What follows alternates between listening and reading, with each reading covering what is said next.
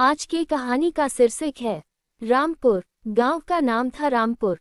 छोटा सा गांव जहां सुबह सुबह मुर्गों की बांग सुनाई देती थी और शाम को चिड़ियों की चहचहाहट के साथ सूरज ढल जाता था। गांव के बीचों बीच एक पुराना पीपल का पेड़ था जिसके नीचे लोग बैठकर गप्पे मारते थे। उसी गांव में रहता था राहुल। उम्र बस 16 साल, दुबला पतला लड़का, आंखें बड़ी बड़ी और हमेशा कुछ सोचता रहता। उसके पिता किसान थे, माँ घर संभालती थी। 3 छोटे भाई बहन भी थे। राहुल पढ़ाई में अच्छा था। गांव के स्कूल में 8वीं क्लास में था, लेकिन घर की हालत ऐसी थी कि आगे पढ़ने का सपना मुश्किल लगता। फिर भी वह हर शाम लालटेन की रोशनी में किताबें पढ़ता। उसकी सबसे प्यारी किताब थी मालगुडी डेज की हिंदी अनुवाद वाली।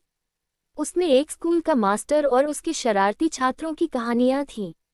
राहुल सोचता, काश उसके गांव में भी ऐसा कुछ होता। उस साल मानसून ने देर कर दी थी। खेत सूख रहे थे। पिता रोज सुबह खेत जाते और शाम को निराश लौटते। पानी नहीं आया तो फसल कैसे बचेगी बेटा, वे कहते। राहुल चुपचाप सुनता और सोचता कि वह कुछ करे। एक दिन स्कूल से लौटते समय राहुल को रास्ते में एक छोटा सा कुआं दिखा। वह सूखा पड़ा था। उसके पास एक बूढ़ा आदमी बैठा था। नाम था काका रामलाल। गांव के सबसे बुजुर्ग, सफेद दाढ़ी, लाठी के सहारे चलते। राहुल ने पूछा, काका, ये कुआं कब से सूखा है? रामलाल काका ने मुस्कुराते हुए कहा, जब से मैं छोटा था तब से। लेकिन पुराने समय में इसमें पानी था। लोग कहते हैं कि इसमें एक देवता रहता है। जब गांव में कोई नेक इंसान आएगा तो पानी फिर से निकलेगा। राहुल हंस पड़ा, काका, आप भी, देवता वेवता सब कहानियां हैं। बेटा, कहानियां कभी कभी सच भी होती हैं, काका ने आंख मारते हुए कहा। राहुल घर आया तो उसकी माँ ने कहा, बेटा, कल तेरी मौसी की बेटी रिया आ रही है शहर से। 2 हफ्ते यहाँ रहेगी, उसे गांव दिखाना। राहुल को थोड़ी नाराजगी हुई। शहर की लड़की, क्या पता कितनी नखरे वाली हो, लेकिन माँ की बात माननी पड़ती। अगले दिन रिया आई। उम्र 16 ही रही होगी। गोरी, लंबे बाल, जीन्स और टी-शर्ट पहने। गांव में सब उसे देखने आए। रिया ने मुस्कुराते हुए सबको नमस्ते कहा। राहुल ने सोचा, ठीक ठाक है। पहले दिन रिया ने पूछा, राहुल, गांव घुमाओगे? राहुल ने सहमति में सिर हिला दिया। दोनों पीपल के पेड़ के नीचे गए। वहां कुछ बुजुर्ग बैठे थे। रिया ने पूछा, ये पेड़ कितना पुराना होगा? एक बुजुर्ग बोले, 100 साल से ऊपर। इसके नीचे कई पीढ़ियां बैठ चुकी हैं। रिया को गांव का माहौल पसंद आने लगा। वह कहती, शहर में इतनी शांति कहाँ, यहाँ तो समय रुक सा गया है। दोनों रोज घूमने लगे। एक दिन वे उस सूखे कुएं के पास गए। रामलाल काका फिर वहां थे। रिया ने काका से पूछा, काका, इस कुएं में सच में देवता है? काका ने हंसकर कहा, बेटी, देवता हर जगह हैं, लेकिन उन्हें दिखने के लिए आंखें चाहिए। राहुल ने रिया को काका की कहानी सुनाई।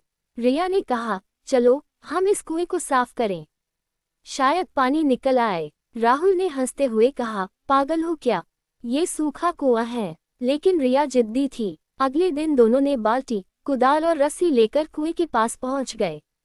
पहले तो राहुल ने मना किया, लेकिन रिया के उत्साह में वह भी शामिल हो गया। दोनों ने कुएं के अंदर जमा कचरा निकाला, धूल, पत्तियां, पुरानी बाल्टियां। पूरे 2 दिन लगे। तीसरे दिन जब वे नीचे उतरे तो अचानक कुछ चमकदार दिखा। राहुल ने हाथ बढ़ाया तो एक पुरानी ताबीज निकली। सोने की नहीं, लेकिन पुरानी और खूबसूरत। उस पर कुछ लिखा था जो पढ़ा नहीं जा रहा था। रिया बोली, यह क्या है? राहुल ने काका को दिखाया। काका ने देखा और आंखें चौड़ी हो गईं। बेटा, ये तो वही ताबीज है जिसके बारे में मेरे दादा बताते थे। कहते थे कि इसे कुएं में गिरा दिया गया था जब कोई लालची इसे ले जाना चाहता था। इस ताबीज में गांव की रक्षा का मंत्र है। राहुल और रिया दोनों हंस पड़े। काका, अब आप भी। लेकिन उसी रात आकाश में बादल घिर आए। पूरे गांव में बारिश शुरू हो गई। लोग खुशी से नाच उठे। सूखे खेतों में पानी भरने लगा। अगले दिन जब राहुल कुएं के पास गया तो देखा कि कुएं में पानी भरना शुरू हो गया था। धीरे धीरे लेकिन साफ पानी। पूरे गांव में खुशी की लहर दौड़ गई। लोग कहने लगे कि राहुल और रिया ने कुएं को साफ करके देवता को खुश कर दिया। राहुल ने रिया से कहा, तुम्हारे आने से सब बदल गया। रिया मुस्कुराई, नहीं राहुल, हम दोनों ने मिलकर किया। धीरे धीरे गांव में बदलाव आने लगा। कुएं का पानी खेतों तक पहुंचने लगा।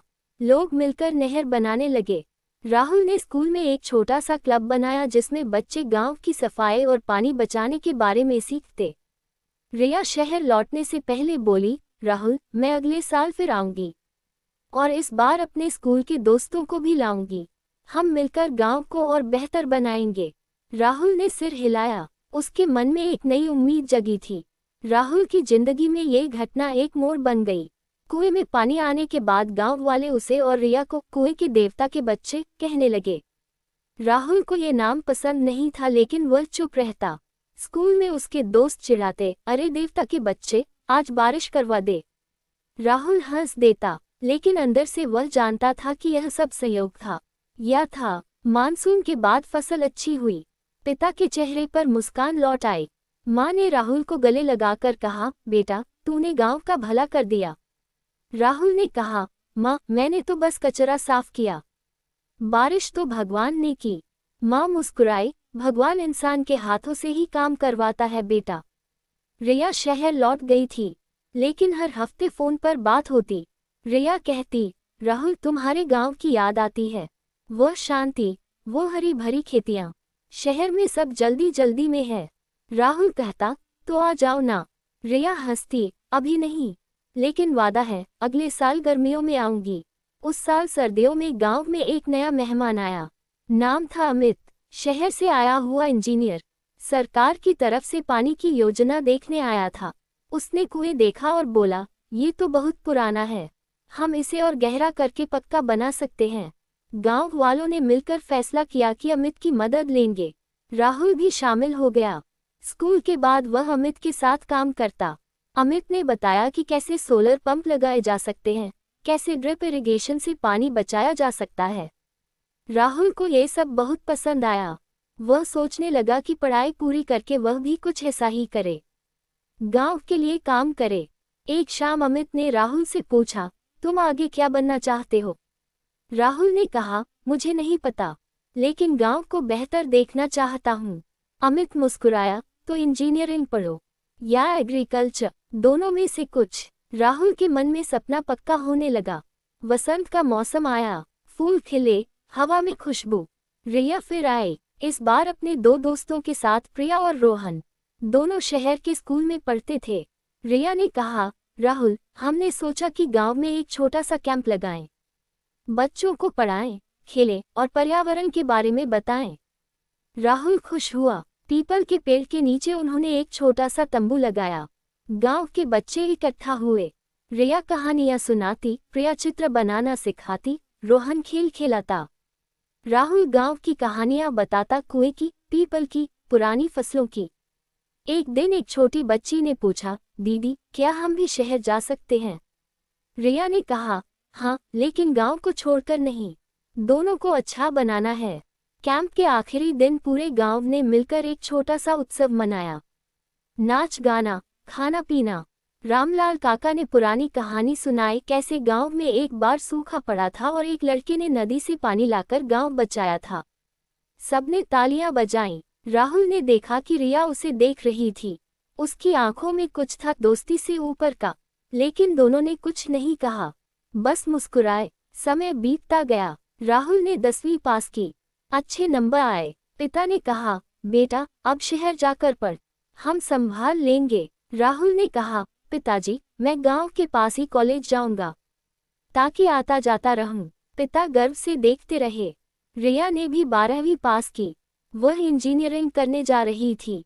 फोन पर उसने राहुल से कहा, राहुल, तुम भी आओ ना, हम साथ पढ़ेंगे। राहुल ने कहा, नहीं रिया, मेरा काम यहाँ है, लेकिन हम जुड़े रहेंगे। दोनों ने वादा किया कि हर साल गांव में मिलेंगे। 10 साल बाद राहुल अब इंजीनियर बन चुका था। उसने गांव में एक छोटा सा प्रोजेक्ट शुरू किया, सोलर पैनल से चलने वाली सिंचाई प्रणाली। पूरा गांव उससे फायदा उठा रहा था। पानी की समस्या लगभग खत्म हो चुकी थी। बच्चे अच्छे स्कूल में पढ़ रहे थे। रिया अब एक बड़ी कंपनी में काम करती थी, लेकिन हर साल 2 महीने गांव में आती। दोनों ने मिलकर एक एनजीओ शुरू किया जो गांवों में पानी और शिक्षा पर काम करता था। रामलाल काका अब नहीं रहे थे। लेकिन उनका पीपल का पेड़ अभी भी था। उसके नीचे अब नई पीढ़ी बैठती थी। एक शाम राहुल और रिया पीपल के नीचे बैठे थे। रिया ने कहा, याद है वो सूखा कुआं? राहुल मुस्कुराया, कैसे भूल सकता हूँ, उसी ने सब बदल दिया। रिया ने राहुल का हाथ पकड़ा, नहीं राहुल, हमने बदला, हम दोनों ने एक दूसरे को देखा। अब दोनों बड़े हो चुके थे, लेकिन दिल वही थे, साफ, नेक और गांव से जुड़े।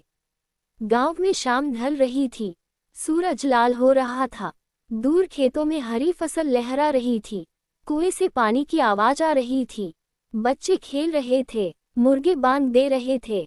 राहुल ने कहा, रिया, ये हमारी कहानी है, साधारण सी, लेकिन हमारी।